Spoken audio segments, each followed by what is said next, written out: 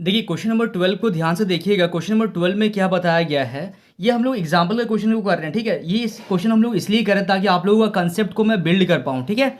इसके बाद चैप्टर में तो आएंगे ही, एक एक क्वेश्चन करेंगे, उसके लिए आप लोग टेंशन मत लीजिए, ठीक है।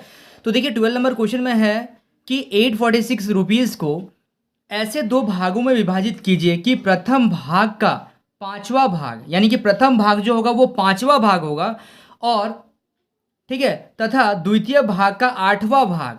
मान लेते हैं कि जो क्वेश्चन आपका बनेगा, क्वेश्चन से ही मैं आपको बताऊंगा, ठीक है।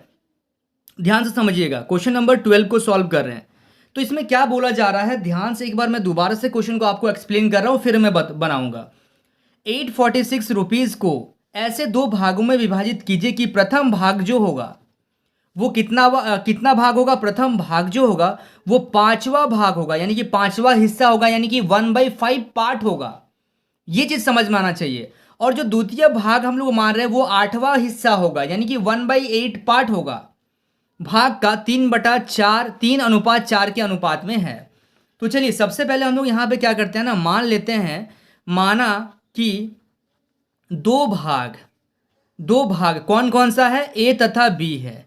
ये दो भाग है जो क्या है, ए तथा बी है, ठीक है। अगर ए पहला क्या बोला गया, प्रथम भाग का पांचवा भाग, तो प्रथम भाग का पांचवा भाग, ठीक है, तथा द्वितीय भाग का आठवां भाग, द्वितीय भाग का आठवां भाग, ये दोनों भाग जो है किसके अनुपात के बराबर है, 3:4, यानी कि 3/4 के बराबर है। आपको इसको सॉल्व करना पड़ेगा, क्लियर। तो हम लोग इसको सॉल्व करेंगे तो हम लोग कैसे लिखेंगे, इसको लिखेंगे 8/5, ये डिवाइड में है, जब ये ऊपर लेके जाएंगे, ठीक है, ये बी है, तो ये क्या हो जाएगा, इनटू में आएगा, और ये रेसिप्रोकल हो जाएगा आपका। तो 8/b is equal to 3/4, clear. तो अब यहां से हम लोग क्या करते हैं, a/b into 8/5 is equal to 3/4। तो a/b इज इक्वल टू, ये मल्टीप्लाई में है, उसको उधर लेके चल जाएंगे तो ये डिवाइड में हो जाएगा, डिवाइडेड बाई 8/5। इसको सॉल्व कर देते हैं, ठीक है, इसको सॉल्व कर देते हैं। तो यहाँ पे हो जाएगा आपका a/b is equal to 3/4, divide को मल्टीप्लाई में चेंज करेंगे तो ये नीचे और ये ऊपर, यानी कि 5/8 हो जाएगा। ये कोई दिक्कत। तो यहाँ से आ गया आपका 3 × 5, 15/8, 4 × 32, ठीक है। तो a अनुपात b का अगर बात करेंगे तो 15:32 आ गया आपका। इतना क्लियर हो गया, a और b का अनुपात पता चल गया। अब हम लोगों को क्या करना है, हम लोगों को इसमें बताना है जो पैसा है 846, उसको दो भाग में बांट रहे हैं। तो सबसे पहले उसको पहला भाग में जब बांटेंगे, यहाँ पे लिखिएगा अतः प्रथम भाग। तो पहला भाग क्या है हम लोगों का, पहला भाग का जब बात करेंगे तो ये होगा, और टोटल कितना हो जाएगा, 15 + 32 यानी कि 47 होगा टोटल। तो जो रुपीज़ है हम लोगों के पास 846, इसका पहला भाग के बारे में जब बात करेंगे तो 15 ऊपर होगा और टोटल जो होगा वो नीचे होगा। इसको सॉल्व कर दीजिएगा, ये कैंसिल हो जाएगा आपका, 47 का टेबल में ये कैंसिल हो जाएगा, इसको मल्टीप्लाई करके इसका आंसर आएगा 270, क्लियर। अब हम लोग बात करते हैं इसका द्वितीय भाग। ये तो प्रथम भाग समझ में आ गया। अब द्वितीय भाग को जब हम लोग लिखेंगे तो द्वितीय भाग में आपका क्या आ जाएगा, पैसा का अमाउंट तो वही रहेगा 846, सेकंड पार्ट कितना है 32, और टोटल कितना होगा 47।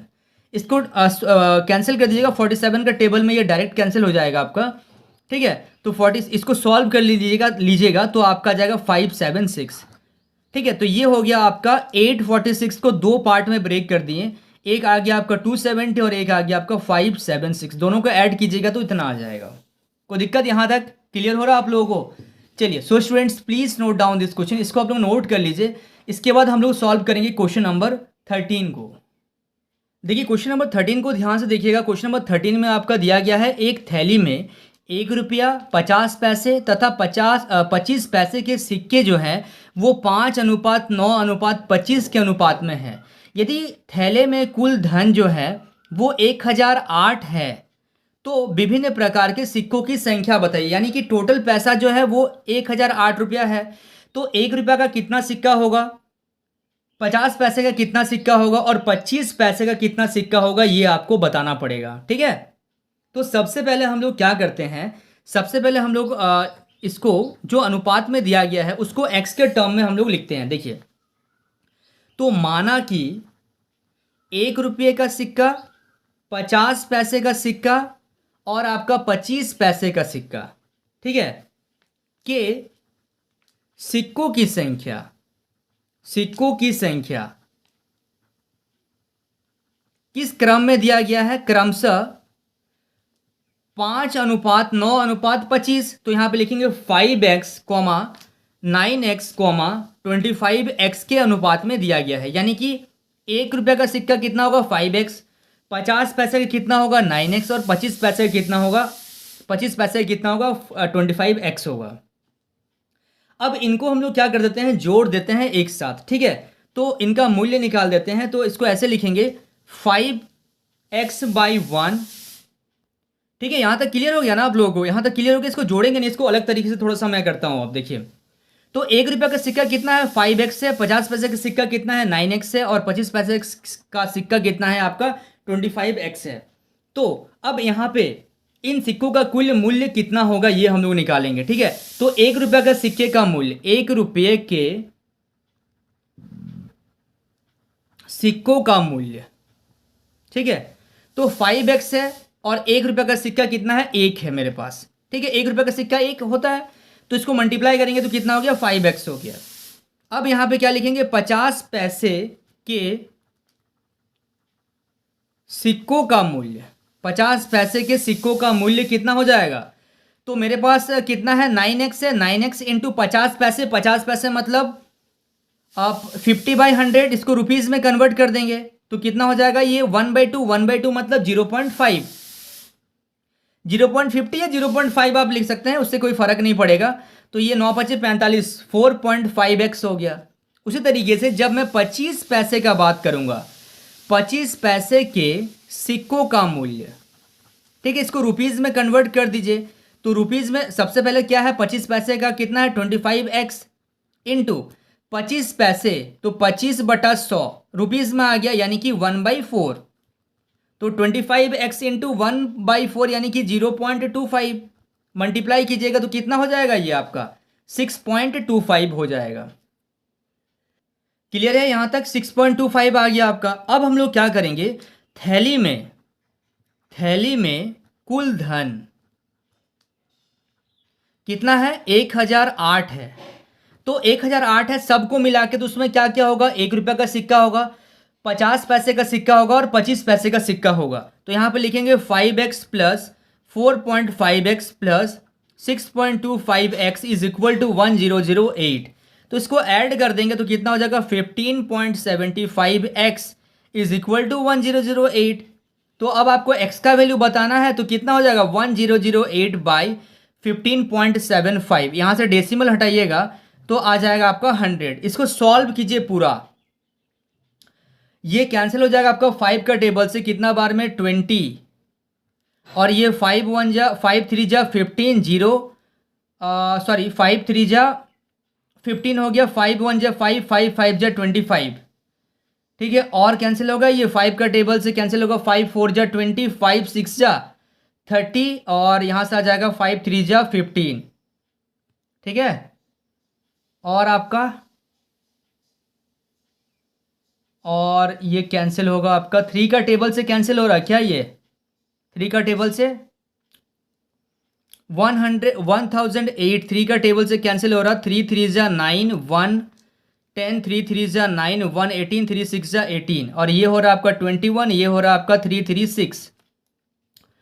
और 21 का टेबल में 3 3 6 कैंसिल हो जाएगा आपका 21, यहाँ से आ गया आपका कितना? 1 2 1 और 6, तो 6 टाइम्स 126, हाँ सही है। तो ये 16 टाइम कैंसिल हो जा रहा है। 16 इंटू 4 कर दीजिएगा तो कितना आ जाएगा? इसको कैंसिल कर लीजिएगा अच्छा से। तो x इक्वल टू 16 इंटू 4, तो x का वैल्यू आ गया आपका 64। क्लियर? अब x का वैल्यू आया है। तो अब मेरे को एक चीज बताइए, 1 रुपये के सिक्के कितने थे? 5x थे ना। तो 5 इंटू 64 कीजिएगा तो कितना आ जाएगा? 320 सिक्के। तो 320 सिक्के किसके आएंगे? 1 रुपया के 320 सिक्के आएंगे। क्लियर? अब अगर हम 50 पैसे का सिक्के का बात करें तो 50 पैसे का सिक्का कितना था, 9x था, यानी कि 9 इंटू 64, तो कितना हो जाएगा, 576 सिक्के हो जाएंगे किसके, 50 पैसे के। और अगर 25 पैसे का अगर हम लोग बात करेंगे तो 25x यानी कि 25 इंटू 64, तो कितना हो जाएगा, 1600 सिक्के हो जाएंगे। क्लियर है, यहाँ तक समझ में आ रहा है आप लोगों को? बहुत इजी क्वेश्चन था, लेकिन थोड़ा सा कंसेप्ट बेस्ड था कि किस तरीके से हम लोग इसको करेंगे, इसीलिए तो मैं आपको हर छोटा से छोटा क्वेश्चन को मैं आपको करवा रहा हूँ। क्लियर है यहाँ तक? चलिए, so students please note down this question. So students, I hope आपको इस वीडियो से काफ़ी कुछ सीखने को मिला होगा। वाकई अगर आप इस वीडियो से कुछ सीखे हैं तो इस वीडियो को लाइक कीजिए। चैनल पे अगर आप पहली बार आए हैं तो इस चैनल को सब्सक्राइब जरूर कीजिए ऐसे ही बेहतरीन वीडियो देखने के लिए। तो स्टूडेंट्स, मिलते हैं नेक्स्ट वीडियो में, तब तक के लिए बाय।